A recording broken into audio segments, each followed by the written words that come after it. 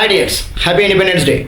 Today onwards we are going to launch 3 courses. The first one, powerful one of course, IIT-JEE, mains and as well as advanced also. This can be a separate course.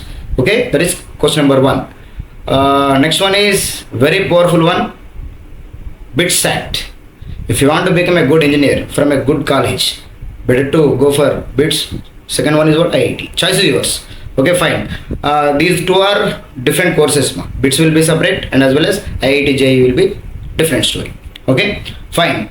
Now third one, the present world. The present world is nothing but AI, artificial intelligence. Okay, first of all we are going to discuss about programming language, that is what Python. After connecting to the particular Python language, we can convert our brain into AI, right? So that's my perception. So need not to confuse. Course number 1, IIT-JEE, mains and advanced only mathematics. Okay, BITSAT, same mathematics. Second one, Python programming language. After that we can convert our brain into AI, artificial intelligence. That's why follow the below link, observe few videos.